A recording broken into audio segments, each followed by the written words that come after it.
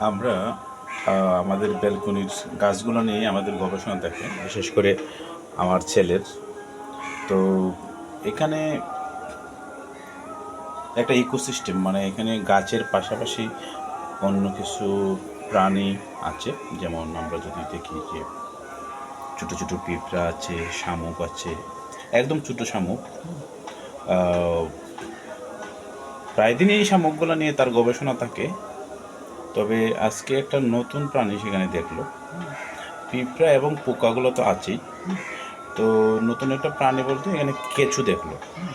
তো কেঁচু দেখার পরে তাকে বললাম যে আসলে এই কেঁচুটা তো এখানে ছিল না, তো কেঁচুটা কীভাবে আসলো।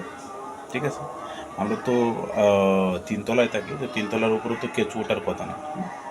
তো তার ভিতরে অনেক প্রশ্ন, যে কেঁচু কীভাবে উঠলো। তো যাই হোক, কেঁচু ওঠার গল্পটা আমরা পরে বলি, কেঁচু কীভাবে তৈরি হলো।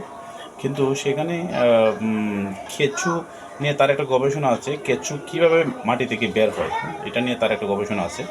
আমরা তার মুখ থেকেই শুনি। বার করার একটা পদ্ধতিতে হলো মানে যে বৃষ্টি হলে মাটিতে ভাইব্রেশন হয় না, আর কিছু বৃষ্টিতেই বাইরে হয়, মাটির থেকে বাইরে ফেলে। আর যদি একটা বাস নিয়ে মাটিতে খুবই অনেক শব্দ হয়, তাহলে হলো ভাইব্রেশন হয়, আর এই ভাইব্রেশনের কারণে অনেক কিছু বার হয়ে যায়। ও আচ্ছা, তাহলে কেঁচু বের করার একটা পদ্ধতি, টেকনিক টেকনিকটা কি কি বলছো? বাঁশ দিয়ে যদি আমরা মাটিতে একটা বাস খুব একটা বাস বাইরে সব দেবো না, আর কিছু করে বাইরে যাব। ও আচ্ছা, তাহলে ও ভাইব্রেশনে না? কেন বৃষ্টি হইলে কেঁচু বের হয়? বৃষ্টি হলে কেন কেঁচু বের হয়? ভাইব্রেশন হয়, মাটিতে যে ভাইব্রেশন হয় এই জন্য।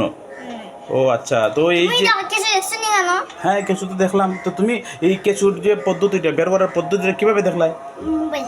মোবাইলে দেখছো? টিকটকে? তুমি সারাদিন কি শুধু পোকামাকড় নিয়েই থাকো ব্যস্ত?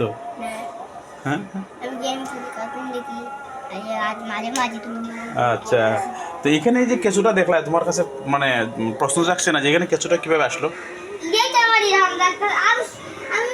আমি দেখছি টিকটক মানছে তো সাংকর, তারপর এটা তো দেখছ না কিছু।